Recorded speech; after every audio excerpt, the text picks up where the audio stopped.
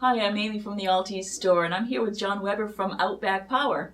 Hello. Hi there.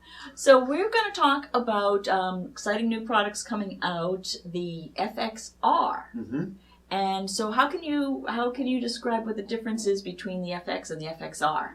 So the FX is our classic inverter that everybody knows, the black cube with the aluminum chassis around it. The FXR really is the next generation of FX model. It's kind of the ultimate wish list for any installer or DIYer who's known OutBack for a long time. And we took essentially all of the great features that are contained within the Radian and poured them into the FX Series model. Nice. So we have a lot of things that the FX had limitations on now, and we've opened up all of those to new ideas.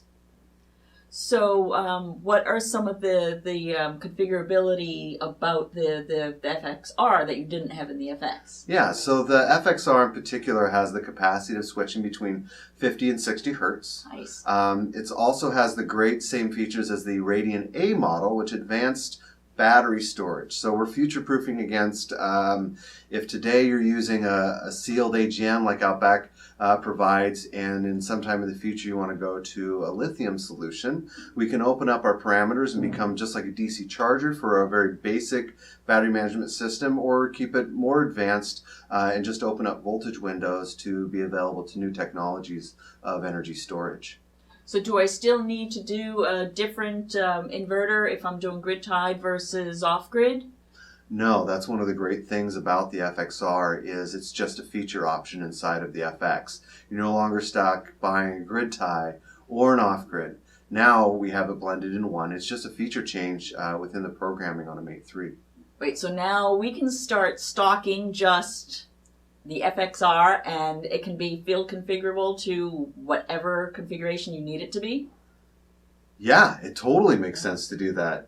In fact, you could probably start with like a Flex Power 1 or 2 and keep it in stock here at altE, or if you're an installer, just keep one in the store so that when a customer comes in, yeah, you could just simply choose if it's an off-grid. Here you go, sir. Oh, it's going to be grid tie? Great. And the other thing about future-proofing is then that means that if the customer thinks they're going to get the grid to their house someday, they're just a couple button pushes away from changing it to a grid tie system. Nice. And pushing power back. Nice. Yeah.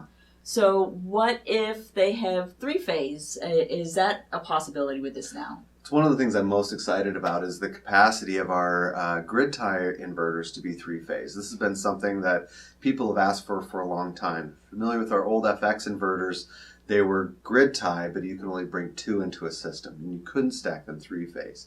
Now we have the option with the FXRs to do a three-phase system up to 9. And this becomes important because those features we were talking about earlier with the Radians are now inside the FXs, so we can do things like peak shaving, demand load reductions, and that means like places in California or some less friendly places to grid tie like Arizona, you have the option with a couple button pushes of using the power, the solar, and the energy storage the way you want to, instead of just having to push it back onto the grid. Nice. Yeah. Very nice. So they're still going to be available in sealed or vented. Now, when would one use one versus the other? That's a common question. A lot of people think that they need a vented inverter, but there's a simple rule of thumb for it. Vented inverters work great just about anywhere. The sealed inverters work best if you can smell salt air and have high humidity, or you know it's going to be located in a dusty environment like a barn or in a horse tack area. Anywhere you're going to have particulates, heavy particulates in the air. If it's just going to be in even on an island nation, if it's going to be inland where when you sniff around you can't really smell the ocean, or humidity is relatively low, all of our boards are still conformal coated, so they're resistant to corrosion. It's just when you can smell that salt air and humidity that you know you could have an issue moving forward. And so then you'd want to go with the sealed. Correct. Yeah. Makes good sense. So with all of the brains of the Radian being pushed into the FX now, how would we decide when to go with the Radian versus the FX? Yeah, so a lot of it has to do with what you're going to use as your inputs. So with the Radian, we have dual AC inputs. So if somebody already had a generator on site and said, gosh darn it, Mr. Installer, I'm a DIYer, I don't want to give up my generator, but I already also have the grid there because we lose power frequently. That's where the Radian's going to fit in, because you can land both your generator and your AC input through the grid.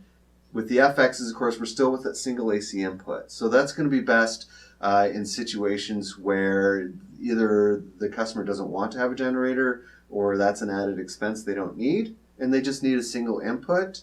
Another feature that the FXs, of course, have, and again, going back to that 3-phase, is if you're a light industrial park and you want to have some backup, the Radians are 120, 240, whereas the FXs are single phase, 120, and we can bring 3 of those together for 208. And you're saying, gosh, well, what happens if we need a 240? There's definitely a transformer step up that you can use to get to 240 to supply on the input and output. Relatively inexpensive compared to your return on investment if you did some peak shaving or demand charges. Right. No, that sounds great. So when are these FXRs going to be available?